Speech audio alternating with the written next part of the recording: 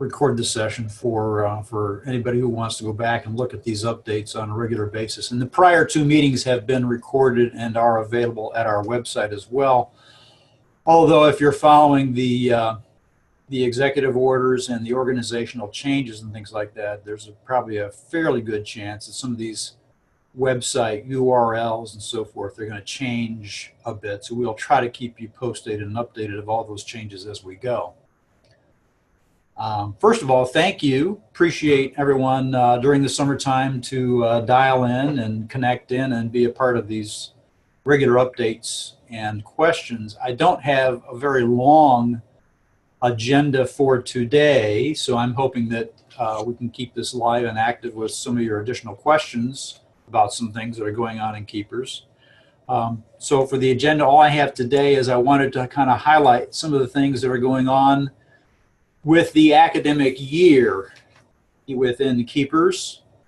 And I want to talk about the impact that the academic year will have on the IHE profile, your responses, and then how we view those kinds of things in the inventory view. So we'll drill down into some of those details.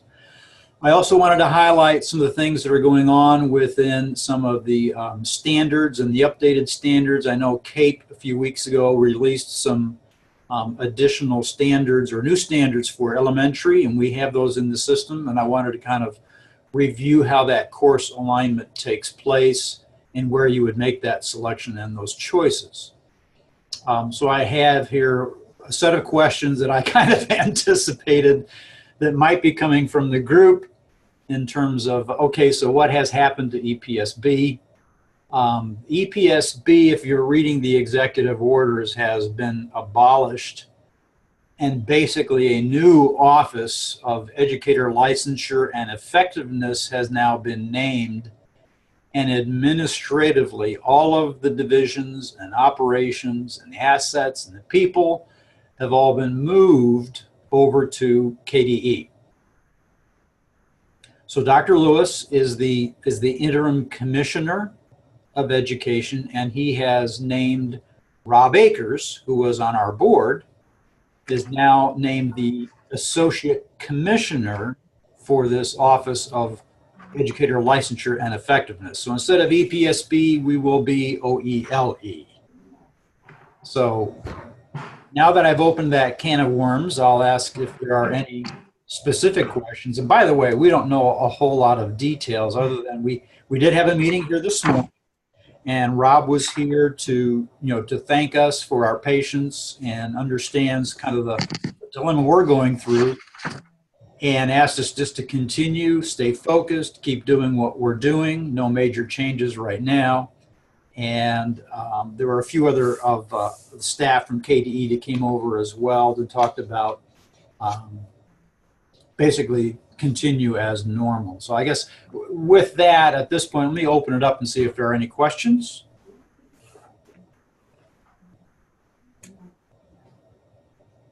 Hey, Rich. This is Jeanette.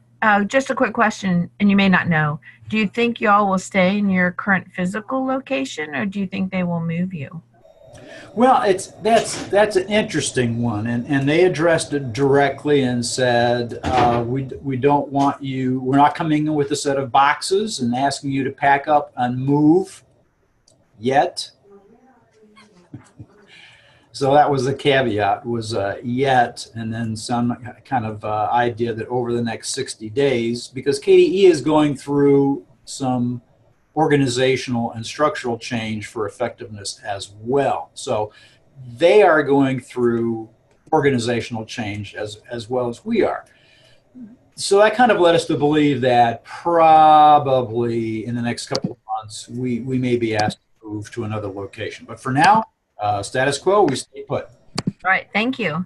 Yep.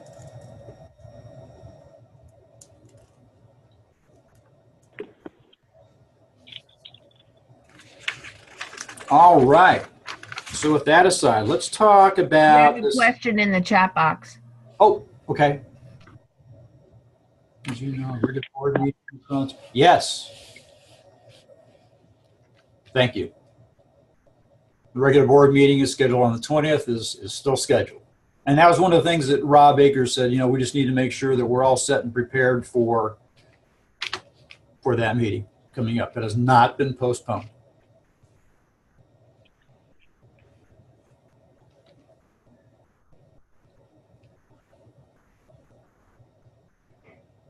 Okay. Go back to the presentation and talk about this thing called an academic year. What we have done is we are allowing, actually we are asking for you to pick the academic year when you are keying in some of your fields of information. And the reason we do this is to better be able to track some of the history of some of the narratives and the answers and responses from year to year to year to year. So it's important that we keep this clean within an academic year. So the first place that you would most likely see this option, the selection, would be in your IHE profile. So if you have access to this and you're working with the IHE profiles, you'll see by this indicator over on the right-hand side, it asks you to select or pick the academic year. Currently, you are still within the 2017-2018 academic year. And then on September 1st, it rolls over to a new academic year. And what we plan to do is on that, currently what the plan is on that golden hour at midnight, September 1st, we will roll forward your profiles and your responses into the next academic year. That way you don't have to key all this stuff all in all over again, but you would be making changes within that academic year. They look good, but they're not my look I was going for when I was. Okay. Any questions on the academic year as it relates to the IHE profile when you're keying in those narratives?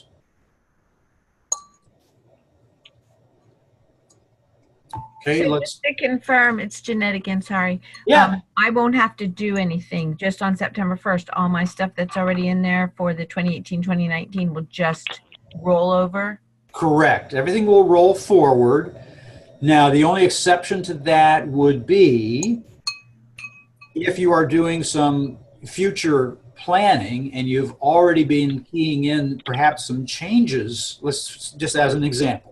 You have a change to your mission of the institution, which takes effect in the new academic year.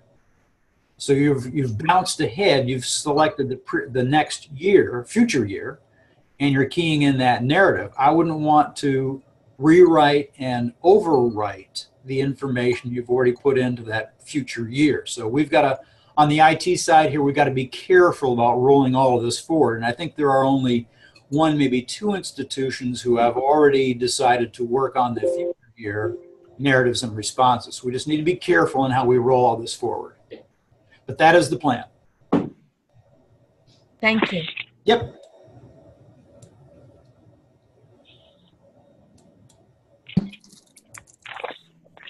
Okay, let's look at the academic year, excuse me, on the responses. Now, in this case, on your responses, we're not giving you the option to pick it and bounce it around. We're going to change the academic year for you in the background because we don't want you jumping back and changing your previous year's responses about some of these questions. So you won't see it here, although it will be changed in the background.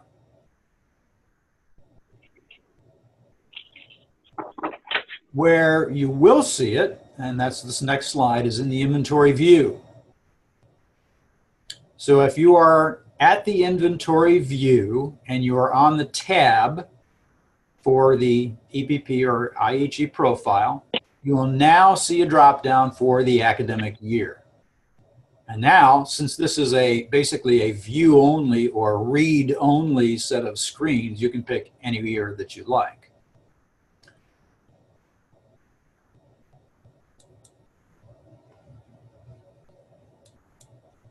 Also in the responses section, if you tab over to the responses area, you will be given an opportunity to pick the academic year that you're going to view. And the reason we have done this primarily really is for our reviewers, our program reviewers, As they go in and look at your responses from year to year, they can go back and look at prior years' narrative responses. And in some cases, they may be looking for things like continuous improvement, things like that.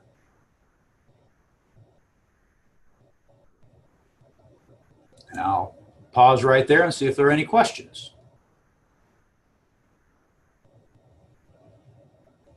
Cool.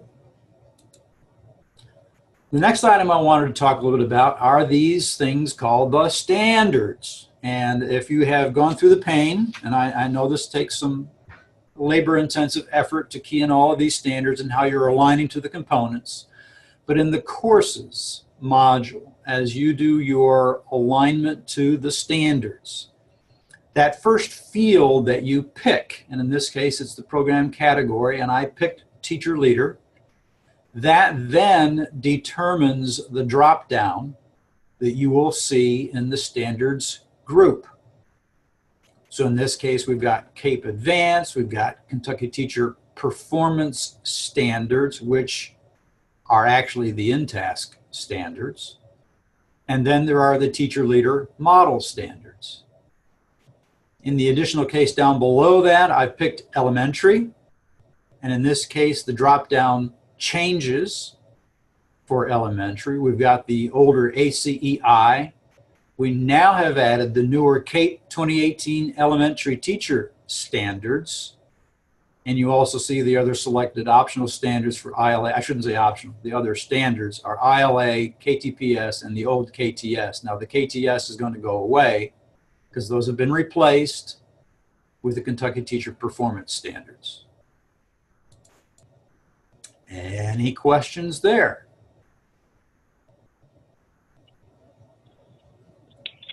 Awesome. You guys are a quiet group today. You probably dialed in just to see what the organizational changes were.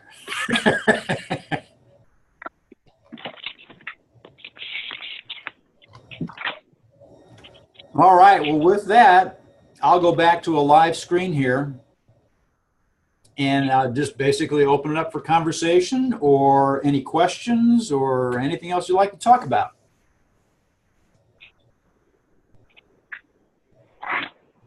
We've got a sizable group on here today, too. We've got like 20 people dialed in.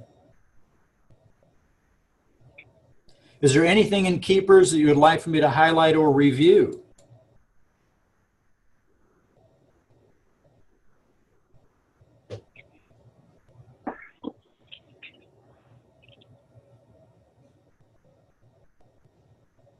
Well, all right. This has been a short meeting. I'll let everybody go, and we will do this again next month. And thank you all for attending. Have a great day. Have a great week. Everybody. Thanks, Rich.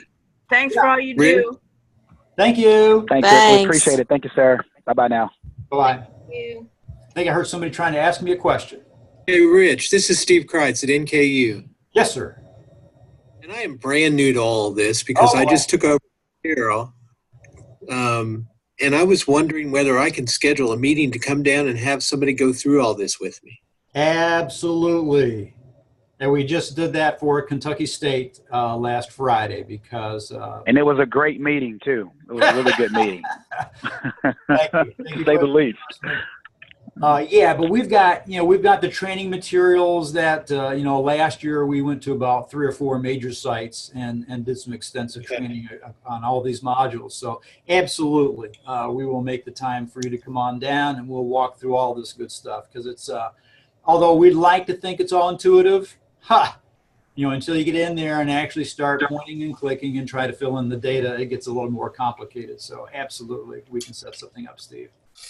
Can I just contact you directly or should I contact somebody else? I would recommend Allison. Okay. And only because I can walk you through the mechanics of the KEPRS system and all of the fields of information that we collect. When it comes to policy and rhyme and reason as to why we do things the way we do, Allison is really she's really the key. That's perfectly fine. Yeah, a policy like that. I just don't want to screw something up right away. I want to try to get it and kind of learn it as I go. I understand. And you folks already have at NKU, there are some things in the KEPRS system already. Yeah. So I would suggest, going in and kind of pointing and clicking and playing with some of that data out there and see if you can just kind of get a feel for how these screens work and how they relate. But some of it is going to be a mystery to you until we can actually sit down and kind of walk you through it. Okay, well, I appreciate that. You bet. Any other questions? Okie doke. I'm going to end this meeting and we will post it out on the website. Thank you all for your time.